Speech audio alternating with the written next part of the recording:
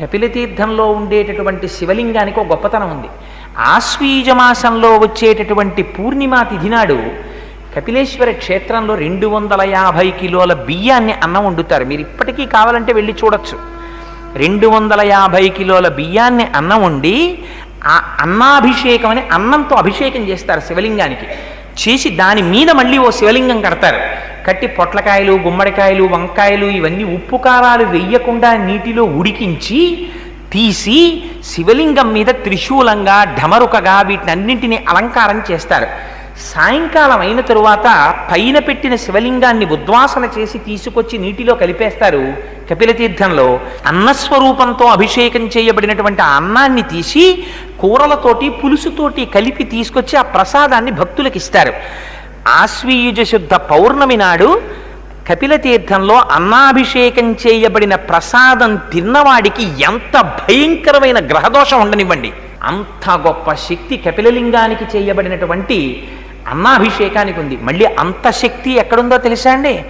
పుష్యమాసంలో పౌర్ణమి ముందు వచ్చేటటువంటి శుక్రవారం నాడు ఆ కపిలేశ్వర స్వామి వారి యొక్క శక్తి స్వరూపమైన కామాక్షి అమ్మవారికి అంత అలంకారం తీసేసి చీర కూడా చందనంతో కట్టేస్తారు. గంధంతో చీర కట్టేస్తారు, గంధంతో అంచులు పెడతారు, గంధంతో జాకెట్ వేస్తారు, గంధంతోటే అలంకారం అంతా చేసేస్తారు.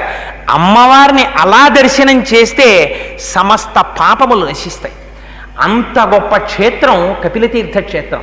కపిలతీర్థం ఎంత గొప్ప క్షేత్రమో మీకు ఒక్క మాటలో చెప్పాలంటే, రాజేంద్ర చోళుడికి కలలోకి వచ్చారు స్వామివారు. కలలోకి వచ్చి ఇక్కడ సోమస్కంధమూర్తి ప్రతిష్ఠ చెయ్యమన్నారు. మీకు ఒక్క కపిలతీర్థంలోనే సోమస్కందుడు దర్శనమిస్తాడు. సా ఉమా స్కంధ ఒకే పీఠం మీద పరమేశ్వరుడు కూర్చుంటాడు, పార్వతీదేవి కూర్చుంటుంది. ఇంత బ్రహ్మణ్య జ్ఞానము కలిగినటువంటి సుబ్రహ్మణ్యుడు ఆడుకుంటూ పిల్లవాడిలా కాళ్ళు చేతులు పైకెత్తి ఆడుకుంటూ కనపడతాడు. ఒక పీఠం మీద ఉంటారు.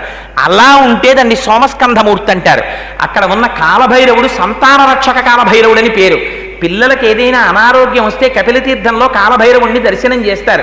దర్శనం చేసి దేవరాజ సేవ్యమాన పావనాంగ్రి పంకజం వ్యాళయజ్ఞ సూత్ర బిందు శేఖరం కృపాకరం నారదాది యోగి బృంద వందితం దిగంబరం కాశికాపురాధినాథ కాలభైరవం భజేత్తని ఆయన్ని ఒక్కసారి తలుచుకుంటే చాలు. కపిలతీర్థంలో ఉన్న కాలభైరవుణ్ణి అర్ధరాత్రి వేళ ఎప్పుడైనా ప్రమాదకరమైన సమయంలో ఒక్కడు బయటికెళ్ళేటప్పుడు కపిలేశ్వర కాలభైరవా అని తలుచుకుని బయటికెడితే వాడికి విషక్రిముల వలన కానీ దారి దొంగల వలన కానీ భయం కలగకుండా స్వామి రక్షణ వహిస్తాడు.